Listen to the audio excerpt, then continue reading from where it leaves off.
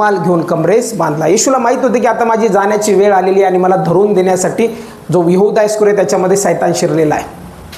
आणि हे सगळे होत असताना त्याने काय केलं की आता वेळ आलेली आहे म्हणून त्याने काय केलं, रुमाल कमरेला बांधला आणि गंगाळात पाणी घेतलं असं म्हटलेलं आहे. मग तो गंगाळात पाणी ओतून शिष्यांचे पाय धुवू लागला आणि कमरेस बांधलेल्या रुमालाने ते पुसू लागला.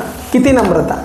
मला नाही वाटत एवढा नम्र गुरु असतो. गुरु शक्यतो थाटात बसतो आणि मग शिष्यांकडून पाय दाबून घेतो, पायावरती पाणी ओतून घेतो. पण हा पहिला गुरु आहे की जो स्वतः कमरेला रुमाल बांधतो आणि शिष्यांचे पाय धुवायला सुरुवात करतो. आज मला नम्रतेबद्दल बोलायचं आहे. पवित्र शास्त्र आम्हाला नम्रता शिकवतं. म्हणजे आम्ही जर गर्विष्ठ झालो किंवा गर्व आला तर समजून घ्यायचं आमचं पतन निश्चित ठरलेलं आहे. गर्व माणसाला खाली करतो परंतु नम्रता माणसाला अधिक उंच करते. म्हणून आधी नम्रता आणि मग मान्यता आहे. म्हणून ज्यावेळेस माणूस नम्र होतो त्यावेळेस परमेश्वर त्याला अधिक उंच करतो. पण ज्यावेळेस माणसाच्या मनात गर्व येतो त्यावेळेस तो गर्व मनुष्याला त्याच्या पदापासून त्याच्या जी पण उंचाई असते, उंचपणा असतो त्यापासून त्याला पाडते आणि मग तो मनुष्य काहीच राहत नाही. आणि शैतानाची इच्छा आहे की माणसामध्ये काय यावं, गर्व यावं. म्हणून आपण गर्विष्ठ असलो की समजायचं आपलं पतन ठरलेलं आहे, आपला नाश ठरलेला आहे किंवा आता आपली जागा बदलणार आहे, कारण की आपण गर्विष्ठ झालेलो आहोत. या ठिकाणी येशू गुरु असून देखील त्याच्या हाती सर्व पृथ्वी आणि स्वर्गाचा अधिकार असून देखील त्याने ज्यावेळेस शिष्यांचे पाय धुतले त्यावेळेस तो हा संदेश देत आहे की गुरु जो आहे किंवा आपण जे येशूचे फॉलोअर आहोत, जे शिष्य आहोत, त्या प्रत्येकाने नम्रता धारण केली पाहिजे. म्हणून आम्ही येशू सारखं होणं गरजेचं आहे. म्हणून आता जे गीत गायलं पुन्हा की मुझे तेरे जैसा बना, म्हणजे पूर्ण परत परमेश्वराचं वचन आम्हाला हे सांगतं की आम्ही येशू सारखं होणं गरजेचं आहे. पण येशू सारखं आम्ही अजूनही झालो नाही. का झालो नाही? कारण की आमच्यातला स्वभाव मीपणा आणखी जिवंत असतो आणि मला वाटतं मी हे तर कोणीच नाही, लात मारीन तिथं पाणी काढीन. पाळक साहेब तुम्हाला काय माहिती आहे का मी कसा होतो आणि आता कसा आहे? मी खूप डेंजर आहे म्हणतो ना आपण, मी खूप डेंजर आहे. पण पहिलं गोष्ट या ठिकाणी मला सांगायचं की येशू सारखं नम्र होणं गरजेचं आहे. त्याच्या संपूर्ण जीवनात आम्हाला जर काही दिसत असेल तर ती नम्रता दिसते. लोकांबरोबर बोलताना वागताना त्याला नम्रता दिसते. पवित्र शास्त्र आम्हाला सांगतं की त्याने दारुड्याबरोबर भोजन केलं, व्यभिचारी लोकांमध्ये तो बसला आणि ज्यावेळेस तो बसला त्यावेळेस लोकांनी त्याची निंदा केली. लोक म्हटले अरे एवढा मोठा हा देवाचा सेवक, एवढा मोठा भक्त, एवढा मोठा हा गुरु, पण आता बघा हा दारुड्याबरोबर भोजन करतो. याला कळत नाही का? एक वेश्यास्त्री येते आणि वेश्यास्त्री त्याच्या चरणावरती तेल टाकते आणि आपल्या केसाने त्याचे चरण धुते. याला समजत नाही का ती वेश्यास्त्री आहे म्हणून? काही लोक म्हणतात ना आपल्याला अरे त्या लोकांकडे नका जाऊ, ते लोक चांगले नाही. पण येशू जो आलेला आहे तो तशाच लोकांसाठी आलेला आहे. जे बिघडलेले आहेत त्यांच्यासाठीच येशू आलेला आहे. जो चांगला आहे त्याला डॉक्टर इंजेक्शन देतो का? ऑलरेडी ठणठणीत तुम्ही जाताना म्हणता मी एकदम वेल आहे, डॉक्टर साहेब मला एक इंजेक्शन द्या. डॉक्टर काय आणि तुम्ही येडे झाले, घरी जा. तुम्ही आजारी असतानाच तो काय म्हणतो तुम्हाला इंजेक्शन दिलं पाहिजे, तुम्ही लवकर बरे होताल. मग वैद्य जो आहे तो अशाच लोकांसाठी आलेला आहे. म्हणून आपण काय करतो? चांगल्याच लोकांना सुवार्ता सांगा, चांगल्याच लोकांना ख्रिस्त गाजवा, चांगल्याच लोकांना बोला, त्यांच्याबरोबर बोलू नका असं पण काही जण संदेश देतात. त्यांच्याबरोबर बोलू नका, त्यांना सलाम देखील करू नका. पण मी तर म्हणतो अशा लोकांना परमेश्वराच्या वचनाची गरज आहे. आम्ही जसा येशू नम्र होता तसा नम्रतेने जाऊन आम्ही वचन सांगितलं. Hallelujah, hallelujah, hallelujah. मी दारुडा होतो, मी व्यसनात होतो, मी गुटखा खात होतो, मी तंबाखू खात होतो आणि मी दारूमध्ये व्यसनामध्ये पार बुडलेला होतो. तरुणाबरोबर भांडणं करायचो आणि जर हे वचन घेऊन कोणी माझ्याकडे आलं नसतं तर आज जो या ठिकाणी मी बघत आहे तुम्ही मला, मी तसा असतो का? नसतो ना. काही लोक म्हणतात चांगल्याच लोकांकडे जा, चांगल्याच लोकांना स्वार्थ सांगा. त्यांना सांगू नका ते दारू पिणारे आहेत, ते व्यभिचारी आहेत, ते जारकर्मी आहेत, त्यांच्याकडे जाऊ नका. पण परमेश्वराचं वचन या ठिकाणी लीनता आणि नम्रता शिकवतं की येशूने जे केलं ते आम्हाला करायचं आहे. पवित्र शास्त्र या ठिकाणी जे आम्हाला सांगतं किंवा येशूचे जे वचन आम्हाला सांगतात ते आम्ही केलं पाहिजे. आणि आमचं पवित्र शास्त्र किंवा सगळे पवित्र शास्त्र हेच सांगतं की आमचा येशू जो आहे ज्याच्यावर आम्ही विश्वास ठेवतो तो लीन आणि नम्र होता. त्याने सर्व लोकांवरती सारखीच प्रीती केली. गरिबावर कमी, श्रीमंतावर जास्त आणि व्यभिचाऱ्यावर कमी आणि चांगल्या लोकांवर जास्त असं केलं नाही. त्याने सगळ्यांवर सारखंच प्रेम केलं आणि त्याच्या जीवनातून आम्हाला नम्रता दिसते. म्हणून आज मला या ठिकाणी सांगायचं की येशू जसा नम्र होता तसं आम्ही नम्र होणं गरजेचं आहे. म्हणजे जोपर्यंत आम्ही नम्र होत नाही तोपर्यंत आम्ही देवाला मान्य होत नाही. मी गर्विष्ठ होऊन जर जातो आणि गर्विष्ठ होऊन म्हणतो की हे देवा माझा स्वीकार कर, बघ देवा मी किती दशांश देणार आहे, बघ देवा मी पाप करत नाही, बघ देवा मी किती चांगलं वागतो, जसं जसं लोक इतर पाप करतात त्याप्रमाणे पाप करत नाही, असं जर आम्ही म्हणतो तर त्या पुरुषासारखं आम्ही बोलतो ज्याचं वर्णन पवित्र शास्त्रामध्ये केलेलं, बघा मी किती चांगला आहे. पण एक पापी माणूस, एक जकातदार माणूस तिथे येतो आणि तो वरती स्वर्गाकडे दृष्टी देखील करत नाही, परंतु खाली मान घालून म्हणतो हे देवा मी पापी आहे, मज पाप्यावर दया कर. पवित्र शास्त्र सांगतं की त्या पुरुषापेक्षा या पाप्यावरती दया होईल आणि तो आपल्या घरी जाईल. हालेलुया. आपली शिकवण कुठं आहे? आपलं वचन काय सांगतं? आम्हाला वचन हेच सांगतं की आमचा येशू जो आहे तो नम्र होता. जुन्या कराराच्या काळामध्ये देखील जर पवित्र शास्त्रात आम्ही बघितलं तर मोशेबद्दल सांगितलेलं आहे. मोशे असा व्यक्ती होता की जो राजवाड्यामध्ये वाढला. मिस्रच्या कन्याने त्याला दत्तक घेतलं, त्यास तो राजवाड्यात वाढला. युद्ध कला त्याला सगळी माहिती होती, सगळं ज्ञान त्याला होतं आणि इतका रागिष्ट होता तो की त्याने ज्यावेळेस बघितलं की काही यहुदी इस्रायली माणसाला तो मिस्री माणूस मारत आहे, त्यावेळेस त्याने काय केलं, त्याला डायरेक्ट मारलंच नाही, त्याला मारून टाकलं आणि मारून टाकून त्याला वाळूत लपवलं. इतका रागिष्ट तो होता. पण पवित्र शास्त्र आम्हाला सांगतं की ज्यावेळेस देवाने त्याला नम्र केलं, तो 40 वर्ष ज्यावेळेस रानात राहिला, 40 वर्ष त्याने आपल्या सासऱ्याचे शरदे मंडळ सांभाळले, त्यावेळेस जो तरुणपणे जो आवेशी होता, जो मर्डरर होता, ज्याने खून केला, ज्याच्या जीवनात पुष्कळ आवेश होता, देवाने त्याला काय केलं, नम्र केलं. आणि पवित्र शास्त्र काय सांगतं की त्याच्यासारखा नम्र मनुष्य संपूर्ण भूतलावर मला आढळला नाही. आपण ते वचनच बघूया. गणनाचं पुस्तक याचा 12वा अध्याय, गणनाचं पुस्तक याचं 12वा अध्याय, गणना 12वा अध्याय आणि 2 वचन. ते म्हणाले परमेश्वर केवळ मोशेशीच बोलला आहे काय? ते म्हणाले परमेश्वर केवळ मोशेशीच बोलला आहे काय? आमच्याशी पण नाही का बोलला? आमच्याशी पण नाही का बोलला? परमेश्वराने ते ऐकले. परमेश्वराने ते ऐकले. मोशे हा पुरुष तर 3 वचन. मोशे हा पुरुष तर भूतलावावरील सर्व मनुष्यांपेक्षा नम्र होता. सर्व मनुष्यापेक्षा नम्र होता. ही साक्ष कोण देतो? देव देतो. कोणाबद्दल देतो? आमच्याबद्दल देव देईल का साक्ष की आम्ही नम्र आहोत म्हणून? देव देईल साक्ष आमच्याबद्दल? का बरं नाही देणार? आई नाही म्हणतात, का बरं देणार नाही? आम्ही तेवढे नम्र. आम्ही म्हणतो त्याने जर का मला हात जर लावला त्याचा हातच तोडून टाकेल, त्याने जर का मला जर काही केलं तर मी त्याच्यात दातच पाडीन. म्हणजे आपल्यात काय असते? नम्रता. त्याने जर काही केलं तर मी त्याला दाखवायला असं म्हणतो. पण पवित्र शास्त्र आम्हाला सांगतं की युद्ध हे आमचं नाही, युद्ध हे परमेश्वराचं आहे. ज्यावेळेस आम्ही शांत बसतो त्यावेळेस युद्ध लढणार आमचं परमेश्वर आमच्या बाजूने. Hallelujah, hallelujah. पवित्र शास्त्र सांगतं की त्याची बहीण मिरियाम, त्याची बहीण जी होती ती त्याच्या विरोधात उठली आणि त्याची बहीण बोलायला लागली, तुलाच देव बोलतो का? तूच लय शहाणा झाला का? तूच मोठा पुढारी झाला का? तुला सगळं येतं का? आम्हाला येत नाही का? आम्ही नियमशास्त्र केलं नाही का पठण? आम्हाला नियमशास्त्रातले नियम माहिती नाही का? आणि देव तुलाच बोलतो का? आम्हाला पण देव बोलतो. ती काय समजते स्वतःला? मोशेसारखं, की मोशे जर तुला येतं तर आम्हाला पण तेवढंच येतं. आपण कधी कधी पाळक साहेबालाच लय येतं का? पाळक साहेबच लय शिकले का? आम्ही काय वचन वाचलं नाही का? काय कळतं पाळक साहेबाला? हे पहा मी पण वचन वाचलेलं आहे, वचन असं सांगतं. ते गर्व करायची गोष्ट. काही काही लोक बघा वचनातून चांगलं घेत नाही, वचनातून काय काढत राहतात? चुका.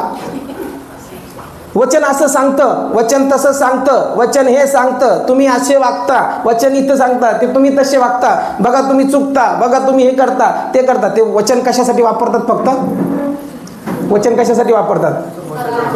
समोरच्याच्या चुका दाखवण्यासाठी पवित्र शास्त्राचा वापर केला जातो. पण मी तर म्हणतो पवित्र शास्त्राचा वापर दुसऱ्यांच्या चुका दाखवण्यासाठी नाही, तर त्याच्या चुका सुधारण्यासाठी आणि त्याचं तारण करण्यासाठी केला. Hallelujah, hallelujah, hallelujah.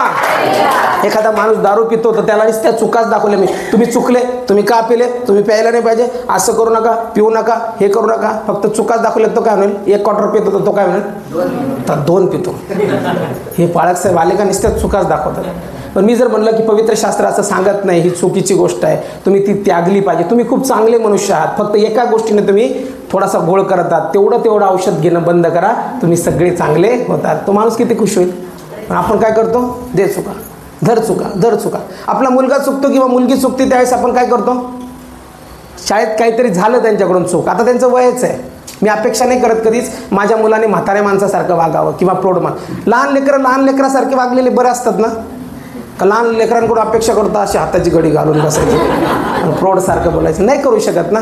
मला वाटतं ज्या स्टेजमध्ये जसा माणूस असतो तसाच वागला पाहिजे.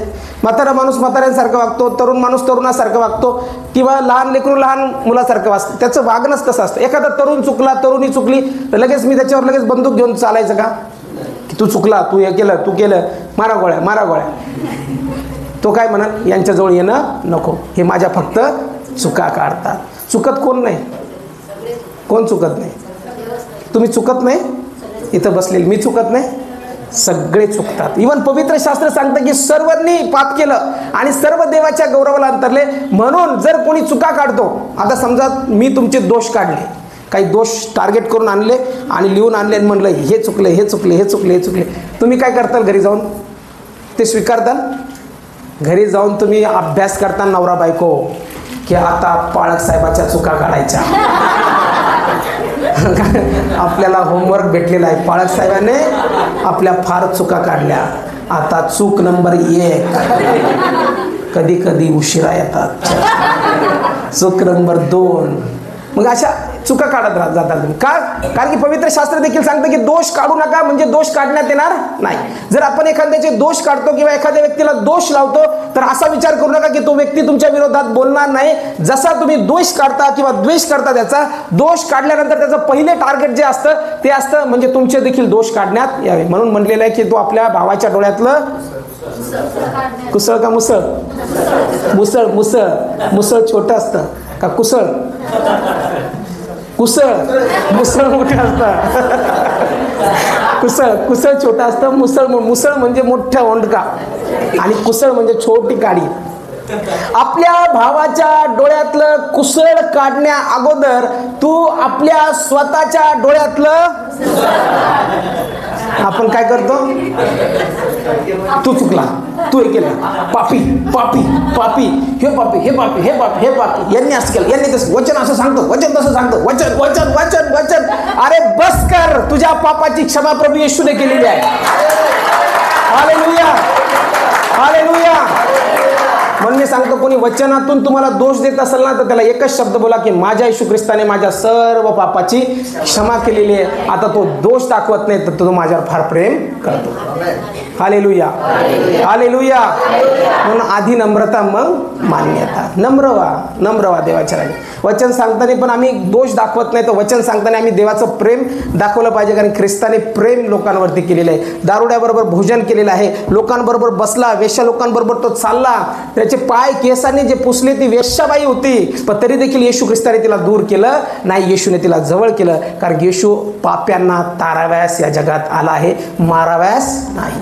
मारण्यासाठी तो आला नाही, तो ताराव्यास आलेला आहे. म्हणून पवित्र शास्त्र आम्हाला काय सांगतं की आम्ही नेहमीच जे बोलतो ते आम्ही बोलू नये. पवित्र शास्त्र सांगतं की मिरियाम आणि अहरोन जे आहेत, मिरियाम तर मोशेची बहीण होती, परंतु ती बहीण असून देखील मोशेच्या विरोधात बोलू लागली आणि मोशेच्या विरोधात सांगू लागली की तुलाच देव बोलतो का, तुलाच देवाने असं केलं का. पण पवित्र शास्त्र सांगतं की मोशेविषयी देव साक्ष देतो आणि देव या ठिकाणी म्हणतो मोशे हा पुरुष तर भूतलावरील सर्व मनुष्यापेक्षा नम्र होता. म्हणजे नम्रता त्याने धारण केलेली होती. त्याने एका शब्दाने मिरियामला उत्तर दिले नाही. पण पवित्र शास्त्र सांगतं की ज्यावेळेस मिरियाम वरती देवाचा कोप आला आणि ती कोडाने पांढरी शुभ्र झाली, त्यावेळेस तिच्यासाठी मध्यस्थी कोणी केली, मोशेनेच केली. मोशे काय म्हणतो पुढं या वचनात दिलेलं आहे की मोशेने देवाजवळ प्रार्थना केली आणि प्रार्थना केल्यानंतर जसे मोशेने प्रार्थना केली त्यावेळेस तिचं कोड पूर्णपणे निघून गेलं आणि ती पूर्ण बरी झालेली आहे. म्हणजे बऱ्याचशा वेळेस आम्ही काय करतो, देवाच्या विरुद्ध आणि आमचा जो स्वभाव असतो त्याच्या विरुद्ध करून आम्ही नम्रता धारण करत नाही, पण बोलायला सुरुवात करतो. 9 वचन सांगतं 12व्या अध्यायाचं, परमेश्वराचा क्रोध त्याच्यावर भडकला व तो तिथून निघून गेला. तंबूरून मेघ निघून गेला, तो इकडे मिरियाम कोडाने बर्फासारखी पांढरी झाली. अहरोनाने मिरियामकडे फिरून पाहिले, तो ती कोडी बनली आहे असे त्याला दिसले. तेव्हा अहरोन मोशेला म्हणाला, माझ्या प्रभू, आम्ही मूर्खपणाने वागून पातक केले, त्याचा दोष आमच्यावर ठेवू नको. कोणी आपल्या आईच्या उदरातून अर्धे शरीर नष्ट झालेला असा मेलेलाच बाहेर पडतो, त्याच्यासारखी मृत्यूवत ही होऊ नये. मग मोशेने परमेश्वराचा धावा केला, हे देवा, कृपा करून हिला बरे कर. याला नम्रता म्हणतात. म्हणजे आपल्याला काही बोलायचं नाही, आपण जे काम करतो ते देवाचं काम करतो, आपल्या बाजूने देव असतो. म्हणून जो परमेश्वराच्या वचनामध्ये राहतो त्याने परमेश्वरापासून जे वचन शिकतो त्याने आपल्या जीवनात नम्र असलं पाहिजे. बऱ्याच वेळेस आम्हाला असं वाटतं ज्यावेळेस काहीतरी लोक बोलतात त्यावेळेस लगेच उत्तर द्यावं, लगेच बोलावं. माझा स्वभाव पण तसा होता, लगेच कोणी काही बोललं लगेच उत्तर द्यायचं. पण नंतर मी शिकलो की लगेच उत्तर द्यायची गरज नाही. परमेश्वर एक दिवस त्या व्यक्तीला त्याची चूक दाखवून देईल आणि परमेश्वर दाखवल की तो नम्र होता, तसं समोरचा व्यक्ती देखील नम्र आहे. म्हणून बोलण्याची घाई करू नका. पवित्र शास्त्र देखील सांगतं की जीभ ही फार खतरनाक आहे, ती आग लावते, आग आहे ती. तुमची जीभ जी आहे ती फार खतरनाक आहे. एकदा बोलायला सुरुवात केली तुम्ही, काही जणांना विचारा, फक्त एक विषय काढायचा. मला वाटतं लेडीजमध्ये जास्त असतं तो प्रकार. फक्त काही माहिती करून घ्यायचं का, ते थोडंसं विरोधात बोलायचं आणि थोडंसं असं काहीतरी असं. बरं त्याला शहाणे आहे ना, त्यांनी असं केलं, त्यांनी ना, मला तर बिलकुल पटत नाही त्यांचं. बस, आणि बाजूला ऐकायचं. दान दान दान दान दान पूर्ण इतिहासाचं पुस्तक, त्यांचं स्वभाव, काय केलं काय नाही केलं, ॲट प्रेझेंट ते काय करत आहे, सगळी माहिती तुम्हाला फ्री ऑफ कॉस्ट. म्हणजे न पैसे देता तुम्हाला सगळी माहिती भेटेल. फक्त थोडं विरोधात बोलायचं आणि असं दाखवायचं की मी त्यांच्या विरोधात आहे आणि मी तुमच्या पक्षाचा आहे. बस, सगळं माहिती आपल्याला फुकट मिळून जाते, काही गरज नसते. म्हणजे हा स्वभाव जो असतो, हा स्वभाव जो आहे, हा दुष्टापासून आलेला स्वभाव आहे. परमेश्वर आम्हाला नम्रता शिकवतो. म्हणून पवित्र शास्त्र आम्हाला सांगतं की आम्ही नम्र असलं पाहिजे. ज्यावेळेस मिरियाम मोशेच्या विरोधात बोलली, त्यावेळेस मोशेने एका प्रश्नाचं त्याचं उत्तर दिलं नाही किंवा त्याने सांगितलं नाही हा परमेश्वर माझ्याशीच बोलतो, असं काही तो बोलला नाही. पण परमेश्वराने कोप आणला. त्यावेळेस एक गोष्ट मात्र त्याने केली, ती म्हणजे त्या बाईसाठी त्याने मध्यस्थी केली आणि परमेश्वराने त्या बाईला पूर्ण बरं केलं. म्हणजे आमच्या जीवनात आम्ही देखील नम्र असलं पाहिजे. आम्ही काही न बोलता आम्ही फक्त लोकांसाठी प्रार्थना केल्या पाहिजे. पुष्कळ ख्रिसमसमध्ये पुष्कळ लोकांनी निंदा केली, पुष्कळ रील्स तयार केले. काही बोलायचं नाही, कारण की बदला घेणारा देव आहे, आम्ही नाही. आम्ही त्याच्या विरोधात बोलून कसं आमचं तोंड खराब होतं. त्याच्यापेक्षा देवाने आम्हाला शिकवलं की सगळ्यांवरती प्रेम करा, प्रीती करा. आम्ही त्यांच्या बाजूने, उलट त्यांना आशीर्वाद दिले पाहिजे. देवा यांना आशीर्वादित कर, माझा स्वभाव तुझ्यासारखा होऊ दे. स्वभाव एका दिवसात येशूसारखा होणार नाही, वेळ लागतो त्याला, स्टेप बाय स्टेप होतो. पहिले आम्ही आवेशी असतो, आम्ही लगेच एखाद्याने बोलल्यावर उत्तर देतो. पण नंतर हळूहळू देव आम्हाला शिकवतो. खूप लोक बोलायला लागल्यावर देव शिकवतो. हळूहळू वय वाढतं, मग नम्रता येते आणि मग आम्ही उत्तर देणं बंद करतो आणि ऐकायला सुरुवात करतो आणि फक्त आमचे जे प्रश्न आहेत ते परमेश्वराकडे मांडतो. म्हणून परमेश्वर आम्हाला अधिक आशीर्वादित करतो, कारण की आधी नम्र झाल्यानंतरच परमेश्वराचे आशीर्वाद आमच्या जीवनात यायला सुरुवात येतात. हालेलुया. मग माझा प्रश्न तुमच्यासाठी, तुम्ही नम्र आहात काय? नम्र आहे तुम्ही? किती जण इथं नम्र बसलेले आहेत?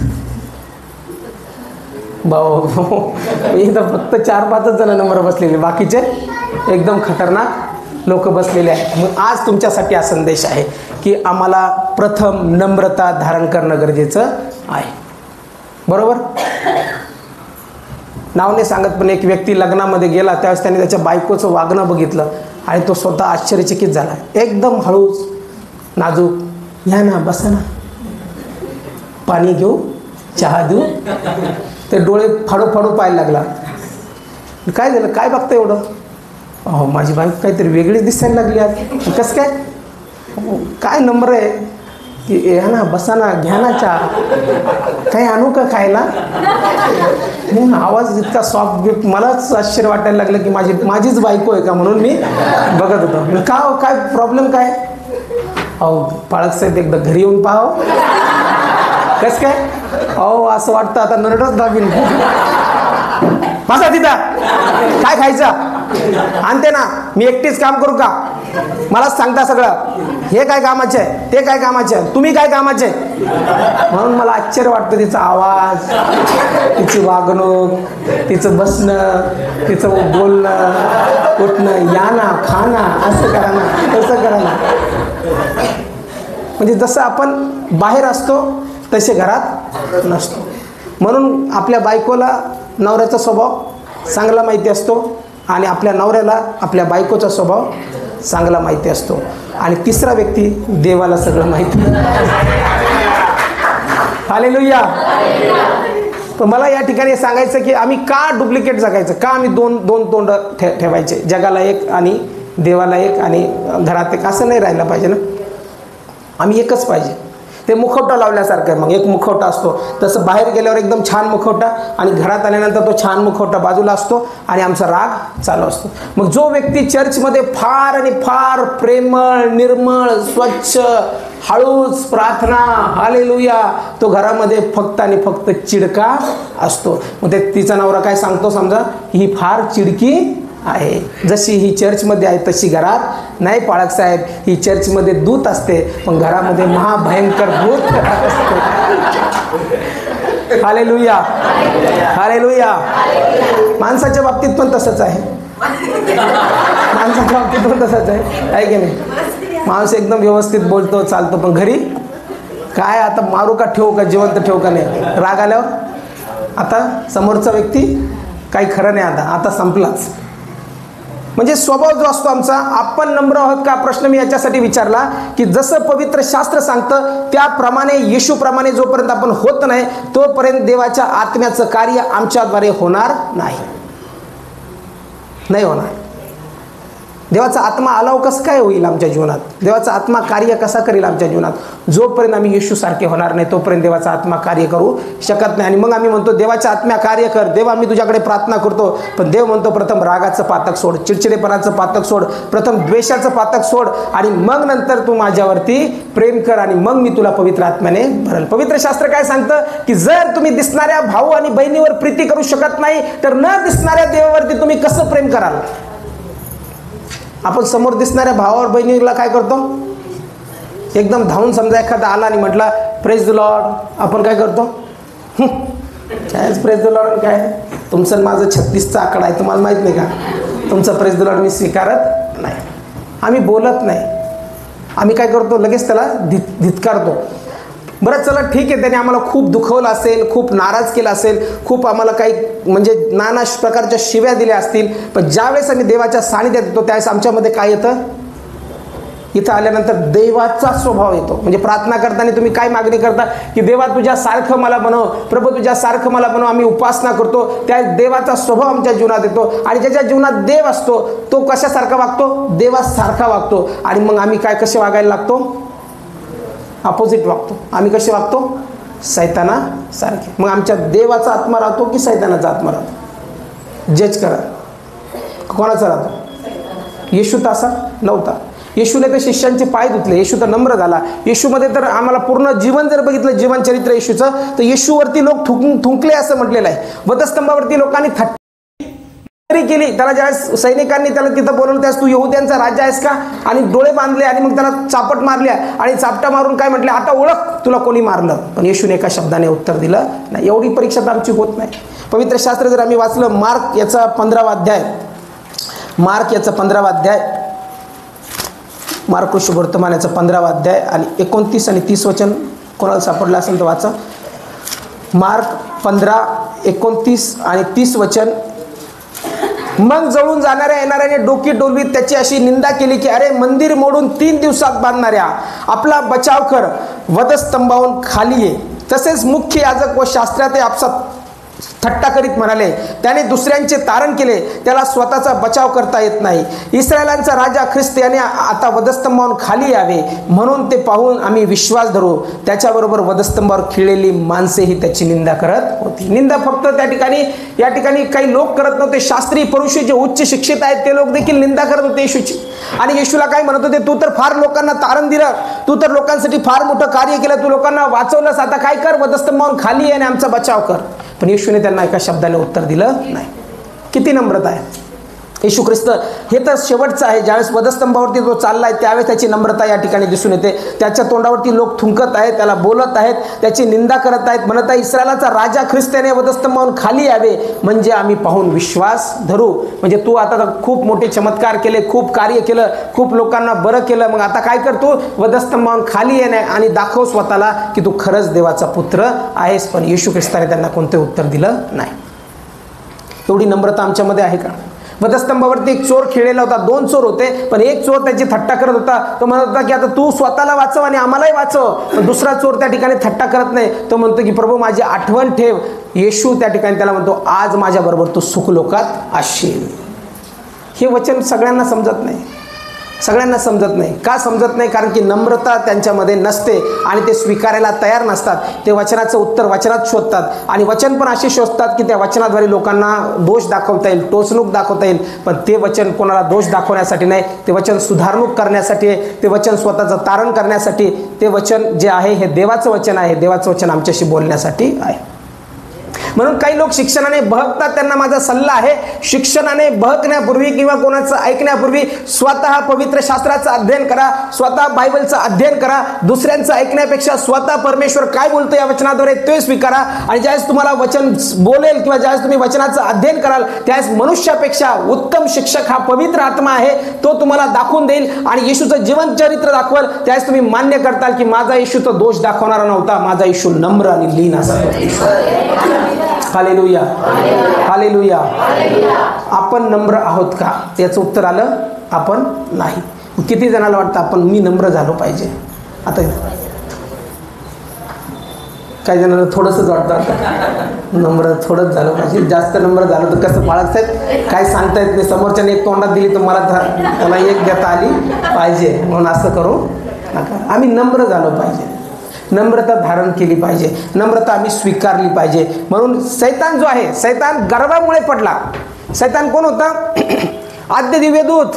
आणि पवित्र शास्त्र त्याच्याबद्दल सांगतं की त्याच्या पंखामध्ये म्युझिक होतं किंवा संगीत होतं. तो देवाची स्तुती आराधना करणारा होता आणि देवाची आराधना करायचा, स्तुती करायचा इतकं उच्च पदस्थ तो होता. त्याला फार पॉवरफुल, सामर्थ्यशाली बनवलेलं होतं देवाने. पण त्याच्यामध्ये काय आला? गर्व आला. गर्व आणि घमंड माणसाला खाली पाडतो.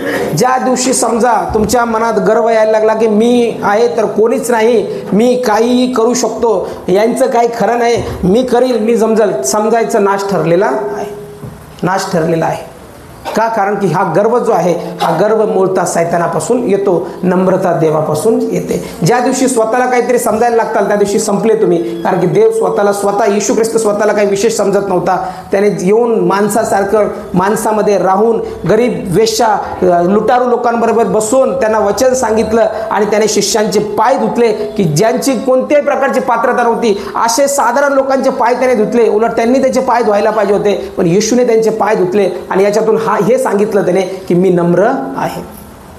मग सैतान गर्वामुळे पडला. सैतान कसा होता? सैतान एक चांगला म्युझिशियन होता. म्हणून मला सांगायचं आहे, जे म्युझिक वाजवतात, जे इथं गाणे गातात, सगळ्यात आधी तो धरतो तर कोणाला धरतो? जे आराधना करतात त्यांनाच धरतो. कारण त्याला माहिती आहे आराधना देवाची करत आहे, जिवंत देवाची करत आहे, म्हणून मला याला गर्वात पाडलं पाहिजे आणि याने स्वतःला काहीतरी विशेष समजलं पाहिजे. तो एक म्युझिशियन होता. मग तो पण पकडतो जास्तीत जास्त म्युझिशियनला. कारण मी सगळ्यात जास्त गर्व येताना इथंच बघितले. सगळ्यात जास्त रिबिलियन जे बघितले ना, रिबिलियस लोक ज्याला बंडखोर म्हणतात, ते इथंच उभं राहिलेले लोक बघितलेले. खाली बसलेले लोक रिबिलियस नसतात. इथंच जेवढे पण रिबिलियन करतात किंवा अगेन्स्ट बोलतात किंवा काहीतरी घोळ करतात ते इथं असतात. त्यांचा दोष नाही, हा मी त्यांना दोष देत नाही. दोष मी देतो त्या दुष्ट सैतानाला. कारण तो त्यांच्या मनामध्ये गर्व पेरतो आणि त्यांना सांगतो की पाळक साहेबच खूप भारी आहेत का? तू पण फार भारी आहेस, तू किती सुंदर वाजवतोस. जर तू वाजवायला आला नाही तर इथं काहीच होऊ शकत नाही, सगळं देवाचं काम बंद पडेल. पण तो तुमच्या कानात खोटं बोललेला आहे. कारण की देवाचं काम एक दुष्ट आत्मा बंद पाडू शकत नाही. देवाचं काम तर सर्व सामर्थ्यशाली देवाचं काम तर अढळ आहे, न संपणार आहे. आपल्या मरणानंतर देखील ते चालू राहणारं काम. हालेलुया. 2000 वर्षापूर्वीपासून आज 2022-24 चालू आहे, तेव्हापासून देवाचं काम चालू आहे आणि आता पिढ्या दर पिढ्या त्या देवाची उपासना करत आहे. म्हणून देवाचं काम कोणत्या व्यक्तीमुळे बंद पडत नाही. हे सगळ्यात पहिलं खोटं जे आहे ते सैतान आमच्या डोक्यात घालतो आणि मग त्याच्यामुळे काय होतो, हा जो उपासक असतो हा काय करतो, इथून काहीतरी विशेष घेऊन खाली पडतो आणि मग त्याला असं वाटतं की मी हे तर काहीच नाही, सगळं आता संपलेलं आहे. म्हणून मला सगळ्या म्युझिशियनला, सगळ्या जे आराधक आहे त्यांना सांगायचं आहे की गर्वपासून थोडं वाचून राहा. गर्व हा देवापासून नाही, घमंड हा देवापासून नाही, तो सैतानापासून आहे. ज्या दिवशी मी इथं उभा राहून म्हटलो स्वतःला की मी फार भारी आहे आणि मी खूप चांगला उपदेश करतो आणि माझ्यासारखा तर कोणी उपदेशकच नाही, मी जे बोलतो ते एकदम सहीच बोलतो, करेक्टच बोलतो, कोणाचंच करेक्शन मी स्वीकारत नाही. कोणी जर मला सांगितलं पाळकसाहेब असं नाही, हे असं बोला, जर मी ते स्वीकारत नाही तर याचा अर्थ मी गर्विष्ठ आहे. एक दिवस माझं पतन निश्चित ठरलेलं आहे. आणि मी जर म्हणलो की मी आहे तर देवाचं काम होतं, तरी माझं पतन ठरलेलं आहे. कारण की माझ्यामुळं देवाचं काम होत नाही, देवाचं काम देवामुळे होतं. तो कोणत्याही मनुष्याचा उपयोग करून घेऊ शकतो. हालेलुया. ही गोष्ट मी 2003 साली शिकलो. आमचे जे सर होते ज्यांनी आम्हाला बायबल कॉलेज शिकवलं ते म्हणे की मी फार स्किटमध्ये खूप चांगला अभिनय करणार होतो आणि अभिनय करण्यात असल्यामुळे मला एक साथ 2-3 स्किटमध्ये सहभाग द्यायचे. आणि सरांनी सांगितलं की मी ते स्किट करत असताना मला असं वाटलं की आता जरा यांना धडा शिकू आपण, हे खूपच जास्त मला बोलतात. आणि ते म्हणले की मी या नाटकात भागच घेत नाही. मी काय करतो, या नाटकात भागच घेत नाही. आणि मग बघतो हे नाटक कसं चालतं ते. काय म्हटले ते, याच्यात भागच घेत नाही. काही लोकांचा स्वभाव असतो ना, सभा आहे का मग जायचंच नाही आपण, पाळक साहेबाची आज गंमतच करू, गाव दे एकट्याला, बोंबलू दे. पाळक साहेब कसे तिळमिळ होतात पाहून आले नाही तुम्ही, आज आपण पाळक साहेबाची गंमतच करू. पण हे तुम्हाला दुष्ट बोललेलं आहे, माझी गंमत होऊ शकत नाही. हा मला राग येईल, आत्मिक राग येतो ना मला. माझी इच्छा असते तुम्ही माझ्यासमोर बसलेले असावं, देवाचं वचन तुम्ही ऐकावे, त्याला आत्मिक राग येतो माणसाला, तसं वाटतं. मग सरांनी सांगितलं की मी ज्यावेळेस ठरवलं की आता मी या नाटकात भागच घेणार नाही आणि बघूच कसं नाटक होतं आणि कसं ॲक्टिंग करतात. पण माझ्यापेक्षा सरस एक व्यक्ती त्या ठिकाणी आला, तो जो काहीच नव्हता, त्याने कधी ॲक्टिंग केलेली नव्हती आणि ते नाटक फार सुपरहिट झालं. आणि त्या दिवशी मी प्रार्थना केल्या, त्या देवाने मला सांगितलं की कोणत्या मनुष्यामुळे देवाचं काम बंद पडत नाही. तू स्वतःला अडवलं आणि स्वतःला असं म्हटलास की माझ्यामुळं कसं चालतंय ते बघू, म्हणून देवाने नवीन व्यक्ती उभा केला आणि त्याच्याद्वारे देवाचं काम करून घेतलं. हा ऑर्केस्ट्रा नाही, हा ऑर्केस्ट्रा नाही, हे सेक्युलर स्टेज नाही. मी नेता नाही, मी राजनेता नाही की तुम्हाला आश्वासन हे रोड बनवाल आता असं कराल तसं कराल, इतके लाख रुपये येतील तुमच्या अकाउंटमध्ये, तुम्ही फुल. मी राजनेता नाही. इथं गाणं आहे, ऑर्केस्ट्रा टीम नाही की जे मनोरंजन करतात, चला चला मनोरंजन, हे तसं काम नाही. इथं देवाचं सानिध्य आहे आणि जे इथं उभा राहतात ते ऑर्केस्ट्रा नाही, तर ते माझे उपासक नाही तर देवाचे उपासक. Hallelujah, hallelujah, hallelujah. म्हणून उपासना आम्ही सर्व मिळून जे करतो ते फक्त जिवंत देवाची करतो. म्हणून जास्तीत जास्त गौरव आम्ही देवाला देतो की जेणेकरून कोणत्या मनुष्याला गौरव जाऊ नाही. मनुष्याला आपण म्हणू शकतो खूप चांगलं गाता, पण म्हणू शकत नाही तुमची प्रशंसा करतो, तुमची स्तुती करतो, तुम्ही फारच चांगले आहे, फारच चांगले गाता, असं नाही म्हणू शकत. फारच चांगलं जे गाता तुम्ही देवाच्या स्तुतीसाठी गाता, म्हणून तुमच्या गाण्याद्वारे देवाला गौरव असो, ही देवाची स्तुती आहे. सैतान जो पडला तो गर्वामुळे पडला. इंग्लिश बायबलमध्ये प्राईड म्हणलेलं आहे, पण मराठी जर बायबल आपण वाचलं तर त्याच्यामध्ये अभिमान म्हटलेलं आहे. जसं की एचकेलचं पुस्तकाचा 28 अध्याय, एचकेलचं पुस्तकाचा 28 अध्याय आणि 17 वचनामध्ये म्हटलेलं आहे, तुझ्या सौंदर्याच्या अभिमानाने तुझे हृदय उन्मत्त झाले, उन्मत्त झाले, गर्विष्ठ झाले तुझे हृदय. तुझ्या वैभवाने तुझी बुद्धी भ्रष्ट झाली, तुला भूमीवर आदळले, राजांनी तुझा तमाशा पाहावा म्हणून त्याच्या पुढे तुला टाकले. तुझं हृदय उन्मत्त झालं, सौंदर्याचा अभिमान त्याला आला आणि त्या वैभवाने असं म्हटलेलं त्याची बुद्धी भ्रष्ट झाली. आणि जशी बुद्धी भ्रष्ट झाली देवाने त्याचा म्हणजे खाली त्याला टाकलं आणि सगळ्यांना देखत त्याला म्हटलेलं आहे कमी केलं. आणि तो सैतान तेव्हापासून देवाच्या सानिध्यातून निघून गेला आणि पूर्णतः त्याचं काम आहे लोकांना त्याच्याकडे ओढणं, त्याला पूर्णपणे त्याच्या पाशात घेणं आणि त्यांचा नाश करणं, हे दुष्टाचं काम आहे. त्यांच्यात गर्व आणणं हे दुष्टाचं काम आहे. उन्मत्त करणं म्हणजे स्वतःला ग्रेट समजावायला लावणं हे त्या दुष्टाचं काम आहे. पण देवाचं काम आहे अधिक आणि अधिक स्वतःला नम्र करणं. पहिले तिमोथेचे पत्र याचा 3 अध्याय आणि 6 वचनामध्ये ज्यावेळेस पौल बोध करतो त्यावेळेस तो बोध करताना काय म्हणतो, जरा मी वाचलं या ठिकाणी, तर तो तिमोथेय हा तरुण सेवक होता आणि तो नवीन सेवेमध्ये आलेला होता. आणि अशा वेळेस परमेश्वराचं वचन त्याला प्राप्त होतं किंवा पौल त्याला बोलतो, त्यास काय सांगतो त्याला या ठिकाणी म्हटलेलं आहे, पहिले तिमोथेय याचा 3 अध्याय आणि 6 वचन, त्याने गर्वाने फुगून जाऊन सैतानाप्रमाणे शिक्षेत पडू नये म्हणून तो नवशिका नसावा. तो म्हणतो की जो मंडळीमध्ये पुढारी असेल त्याने गर्वाने फुगून जाऊ नये आणि त्याने काय करू नये, त्याने लगेच शिक्षेत पडू नये म्हणून तो नवशिका नसावा. म्हणून आपण नवीन माणसाला लवकर काही देत नाही. का देत नाही? कारण नवीन माणूस लगेच येतो आणि काय होतं, त्याला गर्व येऊ शकतो, त्याला वाटतं आय एम समथिंग, मी काहीतरी विशेष आहे आणि तो गर्वाने फुगून जाऊन सैतानाप्रमाणे पडून जातो. म्हणून आपण सगळ्यांनी जपलं पाहिजे, फार जपलं पाहिजे, स्वतःला खूप जपलं पाहिजे. ज्या दिवशी असा विचार यायला लागला मी आहे तर काहीच नाही, माझ्यामुळं देवाचं काम चालतं, मी शान आहे, मी असा आहे, मी तसा आहे, त्यावेळेस पवित्र शास्त्रातलं वचन आठवायचं की माझा येशू कसा होता. मला माझं काम जे पाळक साहेबांनी दिलेले ते काम मला करायचं आहे आणि ते काम मला प्रामाणिकपणे करायचं आहे आणि त्याद्वारे मला माझ्या देवाची स्तुती करायची आहे.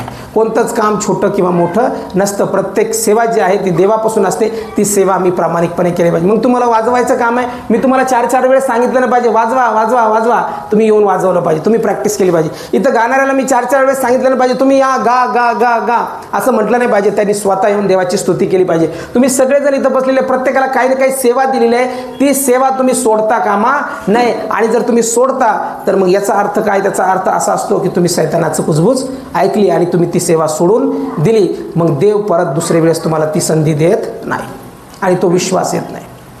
असं म्हटलेलं पहिली प्रीती तू विसरून गेलास.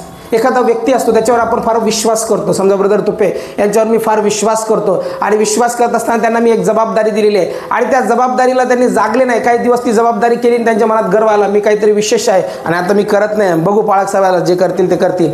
आणि परत ते पाठीमागे गेले तर परत ज्यावेळेस ते परत पश्चाताप करून म्हणतात की पाळक साहेब मला परत त्या पदावर घ्या, त्यावेळेस ते येतील का? काय येणार नाही. प्रश्न काय येऊ शकत नाही तिथपर्यंत. माझ्या मनातून काय झालेलं आहे? तो विश्वास उडालेला आहे. आपण म्हणतो ना पहिलं प्रेम परत दुसऱ्यांदा होत नसते. ते पहिलं प्रेम याच्यासाठी म्हणतो मी, पहिलं प्रेम पहिलंच प्रेम असतं, त्याची सर येऊ शकत नाही. तसंच देवाच्या कार्यात पण आहे. एकदा जर का मी प्रीती केली तर ती प्रीती शेवटपर्यंत टिकली पाहिजे. म्हणून पवित्र शास्त्र सांगतात ना पूर्व ना पश्चिम ना उत्तर ना दक्षिण, जगातील कोणतीही गोष्ट मला ख्रिस्ताच्या प्रीतीपासून दूर करू शकत नाही. Hallelujah, hallelujah. नम्रता. म्हणून पवित्र शास्त्र आम्हाला सांगतं की येशू जसा नम्र होता तसा आम्ही नम्र असलो पाहिजे. म्हणून जर आज गर्व जर सैतान टाकत आहे, हाच सैतानाचा डाव आहे तुमच्या जीवनात. गर्व टाकत आहे, तुम्हाला गर्विष्ठ बनत आहे, कोणाचा द्वेष करायला लावत आहे, कोणाबद्दल चुका काढायला लावत आहे. हा सैतानाचा फार मोठा प्लॅन आहे की ज्याद्वारे तुम्ही दुसऱ्याच्या चुका काढावा आणि त्याने तुमच्या चुका काढाव्या आणि तुम्हाला पूर्ण खाली पाडावं. म्हणून कोणाच्या चुका आम्हाला काढायचे नाही, दोष कोणाला लावायचे नाही. आमचे दोष आम्हाला बघायचे, आमचे दोष दुरुस्त करायचे आणि म्हणायचे की प्रभू जसा तू होता तसा मला बनव, जसा मोशे होता तसा मला बनव, म्हणजे मी अधिक नम्र होईल आणि नम्र होऊन देवाचं काम करील. घरामध्ये पण नम्र राहा, आपल्या पतीचा रिस्पेक्ट करा, आपले पती जे म्हणतात त्यांचं ऐका आणि पूर्णपणे त्यांना समर्पित जीवन जगा. पतींनाही माझं सांगणं आहे की आपल्या बायकोचा रिस्पेक्ट करा, ओरडून आरडून बोलू नका. रमा माझं काही चुकलं असेल तर सॉरी आणि मग आपण हे केलं पाहिजे. का मी क्षमा मागतो? कारण की पहिले मी सुधारलं पाहिजे, मग तुम्हाला सांगितलं पाहिजे. एक लास्ट उदाहरण देतो. गांधीजीकडे एक छोटी मुलगी आणली आणि छोटी मुलगी आणल्यानंतर तिला सांगायला लावलं की ही खूप साखर खाते, हिला सांगा ही साखर खाऊ नये. तर हिला 1 आठवड्यानंतर माझ्याकडे घेऊन या, मग मी बोलेल. मग 1 आठवड्यानंतर त्यांच्याकडे घेऊन आल्यानंतर त्या मुलीला ते बाजूला घेऊन गेले. म्हणे बाळा साखर खाऊ नको, साखराने दात किडतात आणि चांगली नसती जास्त साखर खाणं, तर ही साखर खाणं तू टाळ, जास्त खाऊ नको. मग आईनं ऐकलं, काहीच नाही, सिंपल बोलले की फक्त साखर खाऊ नको. हेच तुम्ही 1 आठवड्यापूर्वी का बोलले नाही? ते म्हणे 1 आठवड्यापूर्वी मी पण साखर खाणारा होतो. मी प्रथम माझ्या जीवनात बदल आणला आणि मग मी बदल आणला म्हणून मी तिला सांगू शकतो की तू साखर खाऊ नको. म्हणून आपण पण लक्षात ठेवा, आपण रागिष्ट, आपण एकदम तनफन आणि आपण काय म्हणतो नम्र व्हा. तुम्ही नम्रच नाही, तुम्ही खूप रागिष्ट आहात. म्हणून आपल्या पतीला पण आपण तसं म्हणायचं नाही, उलट असं म्हणायचं की तुम्ही आता फार नम्र झालेले आहात, तुमच्यासारखा नम्र माणूस या पृथ्वीवर नाही. अशा बोलण्याने ते अधिक नम्र होतील. तुम्ही फार चिडके आहात, मिनिटाला चिडता, असं का? थांब तुला जोडूनच काढता, असं होईल. म्हणून प्रत्येकाने आपल्याला ते शिकायचं आहे. प्रत्येक इथं बसलेला प्रत्येकजण जो आहे त्याने आपल्या जीवनात नम्रता धारण करायची आहे. माझा विश्वास आहे ज्यावेळेस प्रथम नम्रता आपण धारण करू ना, पवित्र आत्मा जास्त कार्य करेल आणि पवित्र आत्म्याचं कार्य होईल. म्हणून या मंडळीतला प्रत्येक व्यक्ती मी घोषित करतो तो नम्र आहे, चांगला आहे, आशीर्वादित आहे. जर माझ्याकडून तुम्हाला काही लागलं असेल बोलताना तर ते चिडणं नसतं. माझं चिडणं नाही, माझा राग नाही, मला कोणाला राग नाही करायचा. माझा फक्त शिस्त येण्यासाठी आणि व्यवस्थित सगळ्यांनी देवामध्ये वाढण्यासाठी मला बोलावं लागतं. याचा अर्थ मी तुमचा द्वेष करतो असं नाही.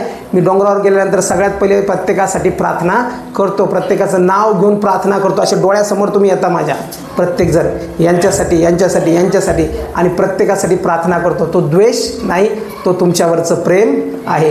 दुसरी गोष्ट, मी नगरसेवक आहे नाही. काही लोक म्हणतील नाही पाळक साहेब या आणि आमचं सगळं काम करा. मी नगरसेवक नाही, मी देवाचा सेवक आहे. मी तुमच्यासाठी मध्यस्थी प्रार्थना करणार आहे, देवाचं वचन सांगणार आहे. माझं काम नगरसेवकासारखं नाही, माझं काम देवाच्या देवाच्या सेवकासारखा आहे आणि मी देवाच्या सेवक म्हणूनच तुमची सेवा करत राहील. तुम्ही माझ्याबरोबर आहात म्हणून ही गोष्ट जी आम्हाला शिकायला भेटलेली आहे ती आपण नियमित पाळूया आणि अधिक नम्र बनवूया. यावेळेस आपण सर्वजण उभं राहूया आपल्या पायावरती आणि नम्रतेसाठी आपण विशेष प्रार्थना करू. आता आपण काय करूया, स्वतःच्या अंतःकरणाचा विचार करूया, स्वतःचा विचार करूया, स्वतःच्या स्वभावाचा विचार करूया. आज आपण स्वतःला समर्पित करूया, स्वतःचा स्वभाव आपण परमेश्वराच्या हाती समर्पित करूया. हालेलुया. स्वतःचं परीक्षण करूया. आज आत्मपरीक्षण करण्याची वेळ आहे. मी कुठं चुकत आहे, कुठं मी नम्रता बाळगत नाही, कुठे मी नम्र झालो नाही, कुठे मी जास्त चिडून बोलतो, माझ्या घरामध्ये मी कसं वागतो, माझ्या लेकरांसंबंधी मी कसं वागतो. यस, सगळ्यांना राग येतो, पण रागात माझ्याकडून पाप होऊ नये यासाठी परमेश्वरा मला तुझं सानिध्य दे. आता येशू सारखं बनव मला परमेश्वरा. आता जे वचन आम्ही वाचलं, सैतान गर्विष्ठ झाला आणि त्या गर्वा